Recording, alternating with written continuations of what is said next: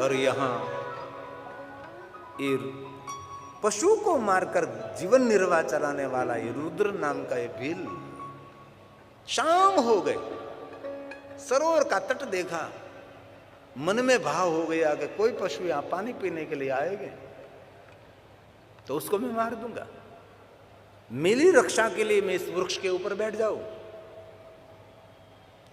और अपने पास जल पात्र था और तिरकामठा हाथ में लेकर ऊपर बैठ गया सुरक्षित। प्रथम प्रहर शुरू हुआ रात्रि का, उसको पता नहीं है आज के दिन महाशिवरात्रि का दिन है। वो तो जंगल में रहने वाला, वन में रहने वाला, पशु को मारकर अपना जीवन निर्वाह चलाने वाला। ऐसी तो बहुत सारी कथा पुराणों में मिलती है। कभी कभी तो हमारी बुद्धि भी काम करना बंद कर देते थे कि ऐसे महादेव उसको मिलते होंगे, कैसे मिलते होंगे। और प्रथम प्रहर हुआ तो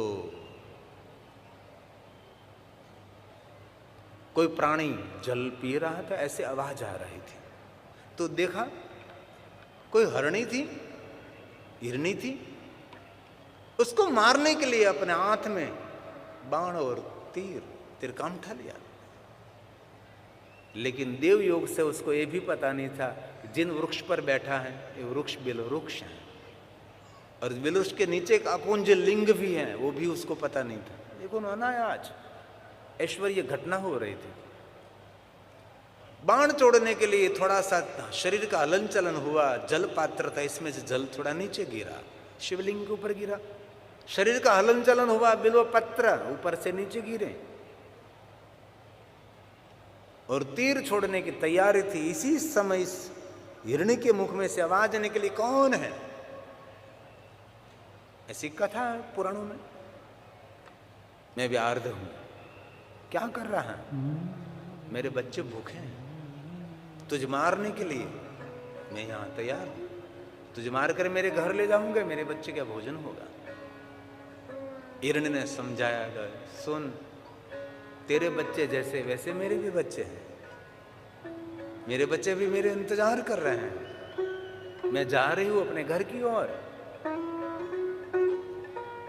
मैं हाथ जोड़ती हूं, प्रणाम करती हूं, विनंती करती हूं, ऐसा भाव प्रकट किया। थोड़ी देर के लिए मुझे तो छोड़ दीजिए, मेरे बच्चों को मिलकर आओ, मेरी छोटी बहन है उसको मैं सौंप दूं, फिर मैं यहां आऊं, तुझ मार देना। उसके हृदय में थोड़ी करुणा प्रकट हुई तो ये प्रश्न उठा कि ये तो शिकारी पशुओं को मारकर अपना जीवन निर्वाह चलाने वाला, और उसके हृदय में करुणा कैसे प्रकट हुई? लेकिन महर्षि भगवान व्यास ने कहा है कि जो कोई निरंतर शिव पूजा करता रहता है उसके हृदय में आप ही आप करुणा प्रकट हो जाती है। एक बार अनजाने में शिव जी को जल चढ़ाए, बेलपत्र चढ़ा, उसको तो पता भी नहीं है, तो भी उसके हृदय में करुणा प्रकट हुई, क्योंकि शिव जी करुणेश्वर महादेव है। शिव जी का 1000 नामों में एक नाम करुणेश्वर है। उसके मन में भाव प्रकट हुआ, कोई बात नहीं, पूरा दिन तो बीत गया है और थोड़ा समय लगेगा, लेकिन तो जल्दी मेरे पास पहुंचना, मैं वचन देती हूं। और बहुत सारी कसम लेते हैं, बहुत सारे कसम के श्लोक हैं, क्या क्या बोलती है वो, और भरोसा दिलाती है। हरणी गई उसके बच्चों के पास,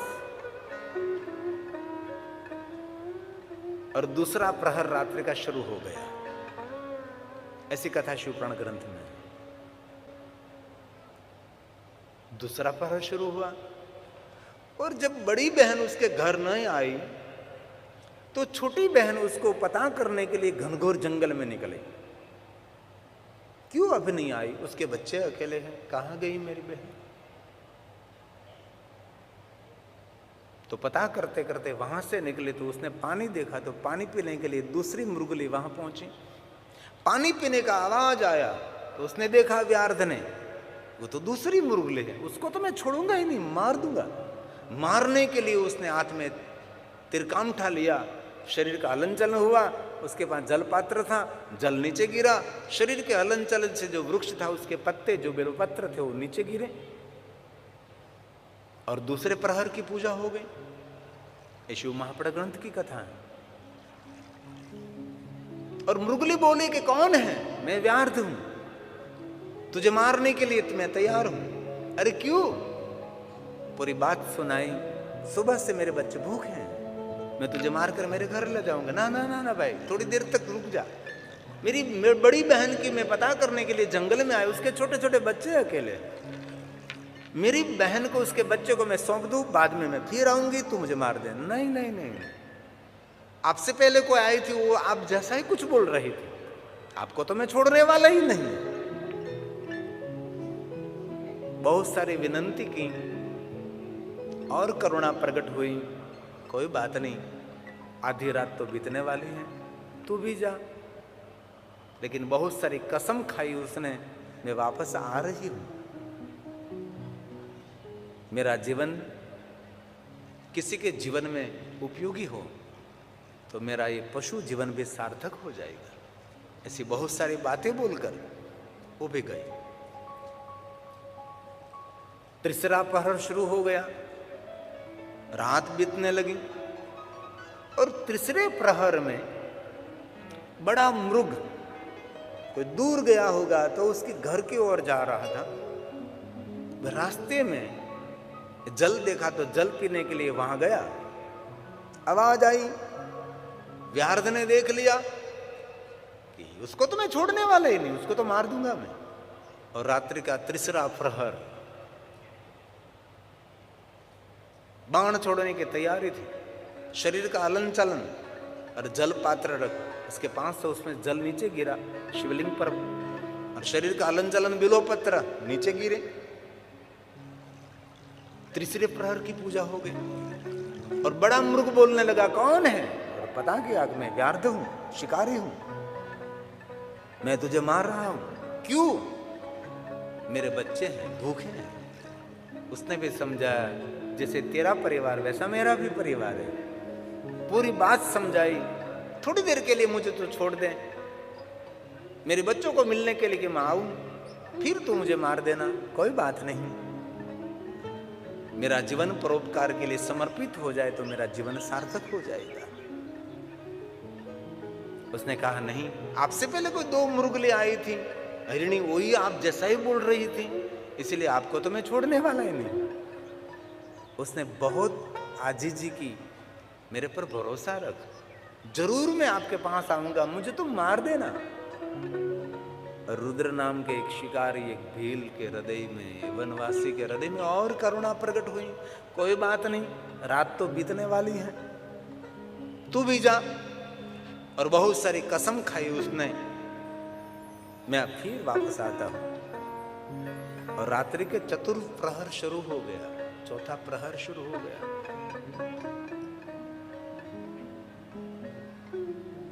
इंतजार कर रहा है, कब आएंगे कब आएंगे। मैं भी भूखा और मेरे बच्चे भी भूखे हैं। पूरे दिन पानी भी नहीं पिया, पूरे दिन कुछ खाया भी नहीं, पूरी रात पानी नहीं पिया, कुछ खाया नहीं, क्योंकि उसके बच्चे भूखे थे। शिकार का इंतजार कर रहा है। ऐसी कथा शिवपुराण ग्रंथ में। और घर पहुंचा मृग, दोनों मृगली सब एक दूसरे से बातें करने लगे। और मैंने आज वचन दिया है, परमात्मा के लिए मुझे आज मेरा प्राण समर्पित करना है। छोटी मृगले ने कहा, बड़ी मृगले ने कहा, और बड़े मृग ने कहा, मैंने भी वचन दिया है, इसलिए आप दोनों बच्चों के साथ सुरक्षित रहिए, मैं जा रहा हूं। मृगलियों ने कहा कि हमने भी वचन दिया, हम भी वचन नहीं तोड़ेंगे। दोनों मृगली मृग सब एक दूसरे जाने के लिए तैयार हैं। लेकिन छोटे छोटे बच्चे सब सुन रहे हैं और कहने लगे कि माँ आप भी रहो सुरक्षित और पिता आप भी सुरक्षित रहो, हम छोटे हैं ना, हम चले जाएंगे, चलो। और अंत में निर्णय लिया गया, कोई रहे कोई दुखी हो, इसीलिए पूरा परिवार हम समर्पित हो जाएंगे। और रात्रि का चौथा प्रहर शुरू हुआ है और महाशिवरात्रि का दिन है। उसको व्यार्थ को तो पता भी नहीं है। ये सब क्या हो रहा है। और छोटे छोटे हिरणी, दोनों हिरणी, बड़ा हिरण, सब वहां पहुंच गए और कहने लगे हम सबको साथ में मार दीजिए और आपके बच्चों का भोजन बनाओ। और विहार तो बहुत प्रसन्न हुआ, एक साथ में कितना शिकार मिल गया। और वैसे ही हाथ में तिरकाम उठा लिया और तीर छोड़ने की तैयारी कर रहा था। जल पात्र था, उससे जल नीचे गिरा, शरीर का हलन चलन हुआ, बिलो पत्र नीचे गिरे। चतुर प्रहर की पूजा हो गई और ऐसी कुछ प्रकाश हुआ और भगवान शिव वहां प्रकट हुए। व्यार्थ नीचे उतर, आप कौन हैं? मैं ही शिव हूं। शिव कौन है? वो भी उसको कुछ भी पता नहीं था। भगवान महादेव ने कहा कि रुद्र नाम का बिल जगत की व्यवस्था, जगत का संचालन, जगत का सर्जन, जगत का विसर्जन सब कुछ मैं करता हूं। और मैंने ब्रह्मा और विष्णु को वचन दिया है कि जानबूझकर कोई महाशिवरात्रि के दिन मेरी पूजा करेंगे उसको तो मैं जो मन में इच्छा है पूर्ण करूंगा, लेकिन कोई अनजाने में मेरी पूजा करेंगे उन पर भी मैं आज प्रसन्न रहूंगा। इसलिए मेरे वचन को सार्थक करने के लिए मैं आज यहां प्रकट हुआ हूं। और व्यार्ध नीचे उतरा और भगवान शिव के दर्शन करने लगा। भगवान मुझे तो कुछ भी पता नहीं था और मैंने वरदान दे रखा है ब्रह्मा और विष्णु को कि महाशिवरात्रि के दिन जानबूझकर मेरी पूजा करे वो तो धन्य हो जाएगा, लेकिन कोई ऐसे ही मेरी पूजा करे तो भी मैं प्रसन्न रहूंगा। और ये श्लोक महादेव ने सुंदर गाया है, व्यार्थ को कहा है, सुनो व्यार्थ, आदर के साथ सुन, मैं प्रसन्न हूं आज, मैं तुझे बहुत कुछ देना चाहता हूं, तू कुछ मांग मेरे पास। व्यार्थ ने कहा कि मैं तो जंगल में रहने वाला शिकारी और मैं तो पशुओं की हत्या करने वाला, मुझे क्या मांगू, मुझे कुछ भी पता नहीं है, कुछ तो याद कर, कुछ तो मेरे पास से तू मांग। उस व्यार्थ ने कहा मेरे पूर्वज कुछ ऐसा बोलते थे कि आने वाले समय में यहां राम नाम का कोई तत्व यहां आने वाले हैं, तो मैं बस इतनी प्रार्थना करता हूं मेरे घर एक बार भगवान राम पधारे। भगवान शिव ने कहा कि तेरे पूर्वज कहते थे? हाँ, मेरे पूर्वज कहते थे कि जंगल में दशरथ पुत्र राम आएंगे और राम हमारी यहां जंगल में पधारेंगे। ऐसी हमने बात सुनी थी मेरे पूर्वजों के पास से, इसलिए मुझे राम को मिलना है, मुझे राम जी का दर्शन करना है। और भगवान महादेव ने कहा सुन, आने वाले समय में तू श्रृंगेरपुर का राजा बनेगा और श्रृंगेरपुर की राजधानी तुझे मिलेगी और ये तेरा नाम गुरु रहेगा। और मैं वचन देता हूं स्वयं राम तेरे वहां आएंगे, ये मेरा वरदान रहेगा। और स्वयं भगवान शिव ने कहा श्रृण, ये श्लोक महादेव ने गाए हैं, शृणु व्याघ्राद् भोगास्त्वं, संसार का सुख मिलेगा तुझे, तुझे भक्ति मिलेगी, भोग मिलेगा, तुझे मेरी भक्ति मिलेगी। सुन, भुवक्ष्व दिव्यानि सीता राजधानी समाश्रित शृंगवेर पूरे परा, शृंगवेर पूरे परा। तो शृंगेरपुर का राजा बनेगा और शृंगेरपुर की राजधानी तुझे मिलेगी, तेरा नाम गुरु रहेगा और राम तेरे वहां तो पधारेंगे, लेकिन भगवान राम तेरे साथ मित्रता भी करेंगे और राम के कार्य में तो समर्पित रहेगा। और कहीं रोकेगी नहीं, तेरी वंश वृद्धि निरंतर चलती रहेगी, तेरा वंश कभी निर्वंश नहीं रहेगा। भगवान महादेव ने, स्वयं शिव जी ने इस रुद्र नाम के भील उसको वचन दिया है। सुन, महादेव ने कहा, अनपाया वंश वृद्धि श्लाघनीयः सुरेरपि गृहे राम स्तव व्याध समायास्यति निश्चितम्। भगवान राम जी तेरे वहां पधारे और भगवान राम तेरे साथ मैत्री करेंगे। करिष्यामि त्वया मैत्री।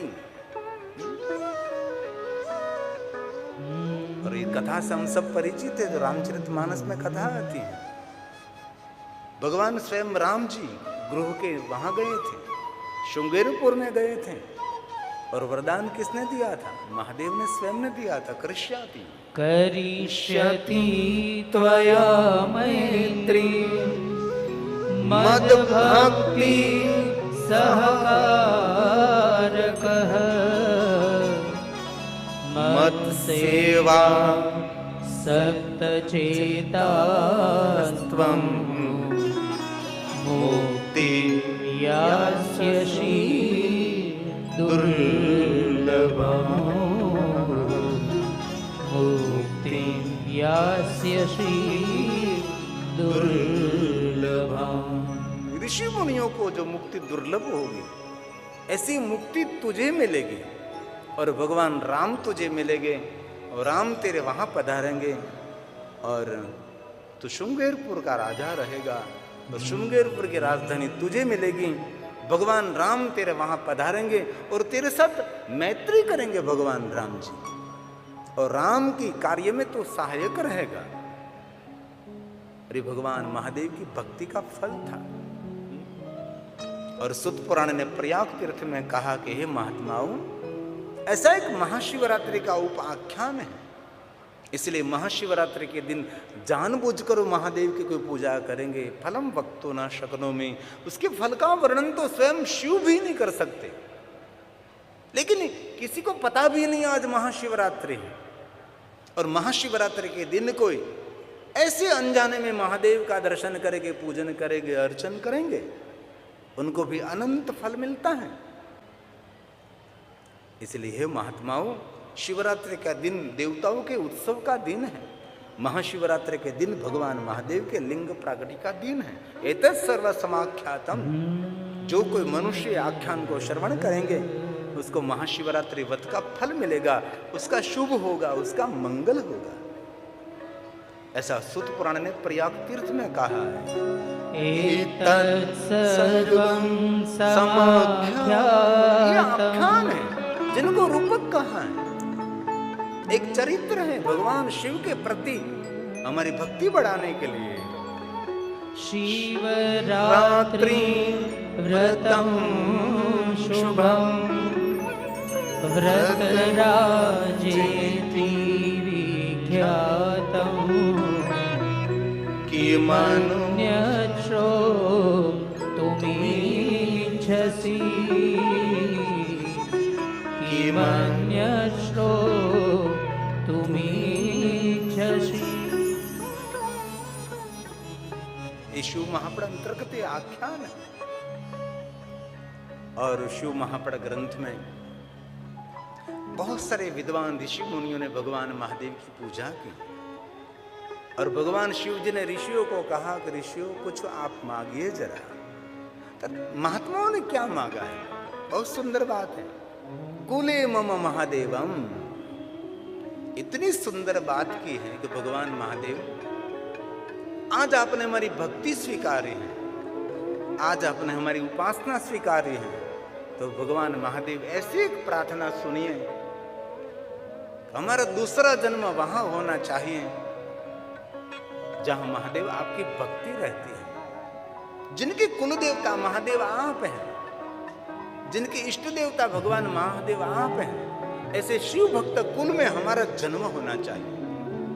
बहुत सालों से बात कर रहे हैं, लेकिन श्लोक यहाँ शिव महाप्रग्रंथ महाशिवरात्रि महात्मा में ये श्लोक है, कुले मम, कूले मम महादेव। इस कुल में हमारा जन्म होना चाहिए, जिनके कुल देवता महादेव आप हैं, जहां महादेव आपकी भक्ति निरंतर रहती है, इसे शिव भक्त माता पिता के वहां हमारा जन्म हो, कुले जन्म, ऐसे कुल में हमारा जन्म मिलना चाहिए, जिनके इष्ट देवता महादेव, जिनके कुल देवता महादेव है।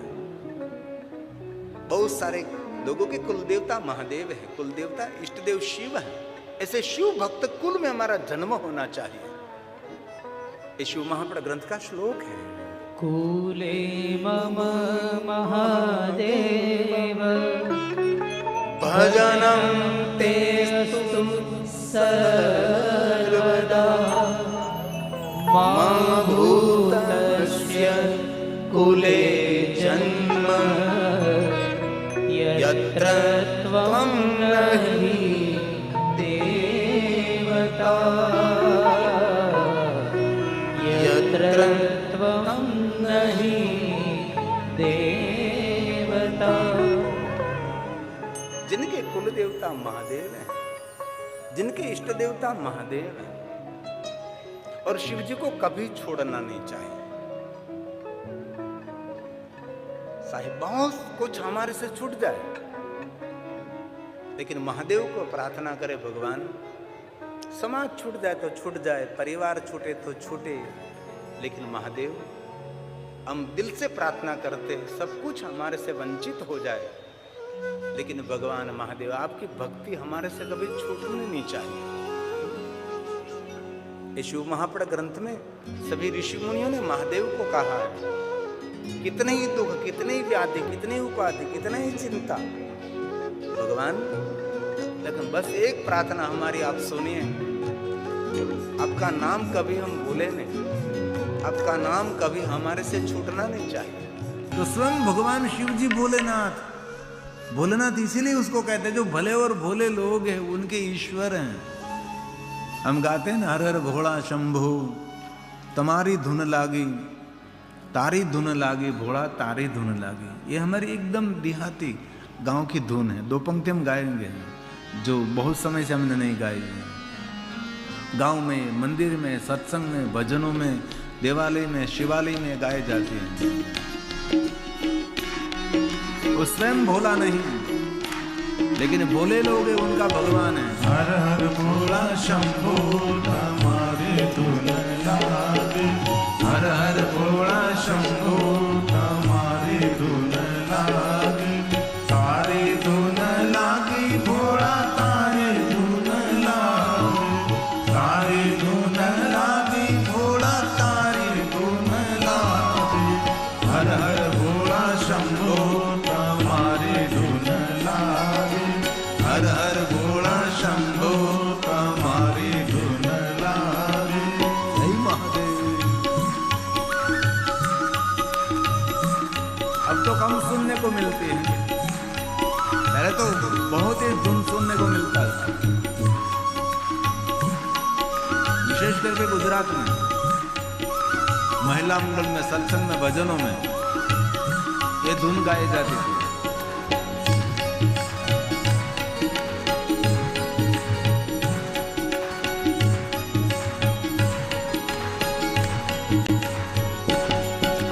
गणपति ना पिता तुम्हारी धुन लागे, गणपति ना पिता तुम्हारी धुन लागे, तारी धुन लागी भोला तारी धुन लागे, तारी धुन लागी भोला तारी धुन लागे, हर हर भोला शंभो तुम्हारी धुन लागे, हर हर भोला शंभो तुम्हारी धुन लागे। धुन लागी मतलब तारी भजन लागी। धुन का अर्थ होता है एक ही बार बार बार रटन करना, उसको धुन कहा जाता है।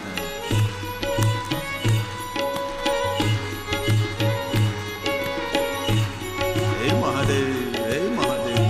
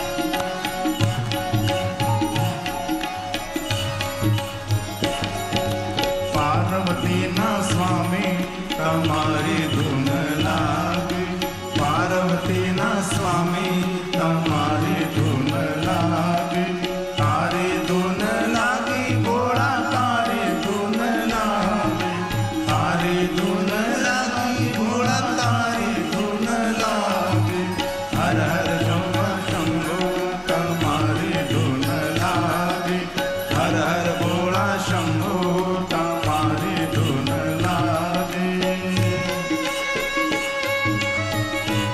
हे विश्वनाथ, हे महादेव, हे महादेव। याद करिए बाबा को, जीवन में कोई प्रयास नहीं रहे।